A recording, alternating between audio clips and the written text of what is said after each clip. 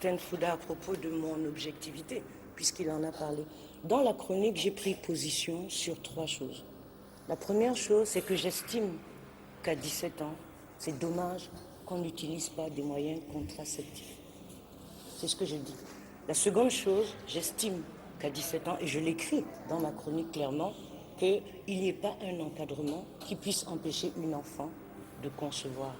Et ensuite, tout mon argumentaire tourne autour de cela. C'est-à-dire une société qui, par compassion, certes, vis-à-vis d'une petite fille, accepte, pas Vanessa, elle, accepte qu'une enfant ne puisse pas terminer son adolescence, arriver à maturité et que ça soit normal. Et je mets en relation en disant, en fait, dans cette société, dans l'esprit des gens, c'est normal. Pourquoi? Parce qu'il existe encore des secteurs où on considère qu'à 15 ans, on peut épouser une fille et qu'à 15 ans, on est déjà une femme. C'est ce que je récuse dans ce qui est construit autour de la sympathie pour l'enfant de Vanessa. Mais elle, ce n'est pas mon problème. Je ne l'attaque pas en tant qu'individu, ce n'est pas mon problème. Je pose un problème social derrière toute cette compassion qui veut qu'on accepte dans une société qu'une enfant de 17 ans puisse avoir un enfant, même s'il a été volé. Et ensuite, je dis maintenant, je distingue 2 problèmes. L'histoire du trafic d'enfants, y compris les arrangements que des parents se font sur le dos de leur adolescente, et que ça ne soit pas dénoncé parce qu'on est polarisé sur le bébé volé. Si vous preniez la peine de lire cette chronique, vous comprendrez ce que j'ai pris. 1. De 2, vous dites, nous sommes amis, oui, sur Facebook. Mais je dirais amis virtuels. Je vous en prie, je voudrais terminer parce qu'il a été... Bon, mais Non, il a été suffisamment long. Et je considère qu'il faut que j'ai le droit. Il a été suffisamment long pour... Non, il a été suffisamment long pour m'interpeller. Non, c'est pas ça, je finis. Pour m'interpeller sur des choses qui peuvent laisser croire que, bon, il a totalement raison. Il a le droit d'avoir le point de vue qu'il veut avoir sur moi.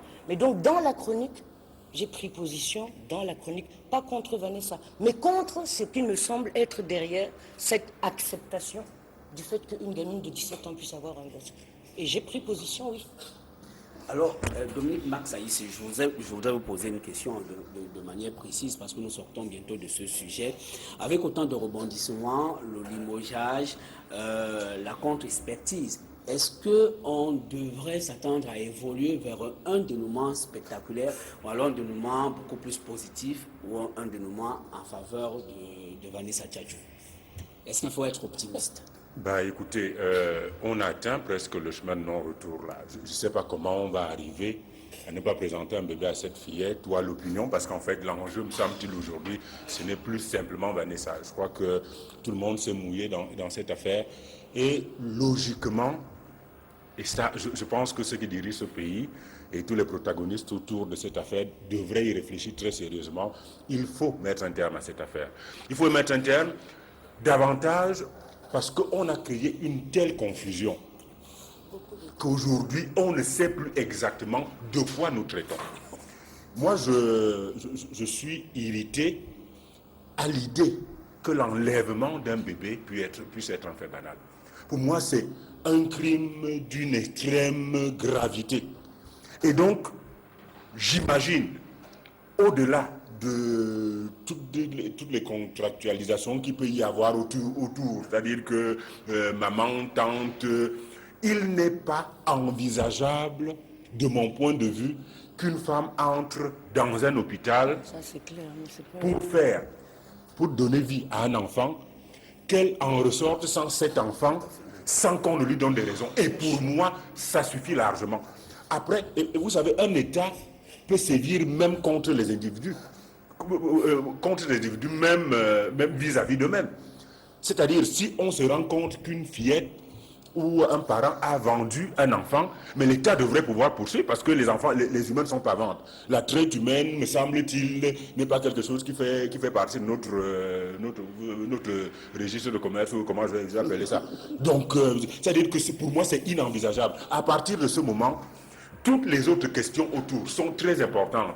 Qui trafique quoi, qui ne doit pas accoucher à quel âge, mais on ne peut pas éluder une question aussi grave que celle de donner vie à un enfant et de le voir disparaître dans un hôpital. Donc à partir de ce moment, il faut que ceux qui gèrent ce pays trouve un moyen de nous sortir de cette affaire, parce que j'ai bien peur qu'elle se complique. Par ailleurs aussi, je voudrais dire aux activistes qui n'ont pas beaucoup aidé dans cette affaire. Parce qu'ils y ont mêlé tellement de choses. Et si on en est là aujourd'hui, c'est peut-être aussi parce que les activistes y ont fait et leur propre petit commerce. Ça, il faut bien le reconnaître. Mais aussi, nous ont amenés sur toutes les pistes. On a fini par oublier... Alors, vous faites un clin d'œil à Non, mais absolument, Vincent. absolument. Les activistes nous ont amenés à oublier la question essentielle qui est celle d'un enfant qui disparaît d'un hôpital. Ce n'est pas envisageable. Faut-il garder espoir, Edouard King, notamment avec la brutale exfiltration de Vanessa Tchatcho de l'hôpital? Je ne sais pas comment le pouvoir va s'en sortir dans cette affaire. Où il remet l'enfant de Vanessa, où il aura l'opinion à l'usure. C'est-à-dire que, à un moment donné, on va créer autre chose qui va focaliser l'attention. Et puis, Ça surprendrait. mais en réalité, avec les documents de M. Sosten Fouda, je ne sais pas comment le pouvoir va... Ben, quand même, le pouvoir est capable de tout, puisque le pouvoir est capable de dire que le corps du bébé de Nkoteng est tellement en décomposition qu'on n'est pas capable de le... Quand on sait que le docteur livre de la Bible, Encore que c'est quelque on a chose réussi à faire... on fait l'ADN pour des Américains, dont des descendants. Pour le pharaon Toutankhamon, on a fait des tests ADN. Quelle est cette pas histoire? croyable, c'est-à-dire que des énormités, ce type qu'on nous sort au quotidien.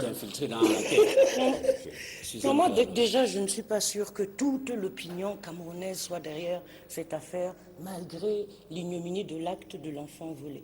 L'opinion est partagée et qu'on ne fasse pas croire qu'il y a un unanimisme. S'il y a des gens qui considèrent que c'est normal, il y en a d'autres qui estiment que pour la gamine de 17 ans, c'est quand même un problème.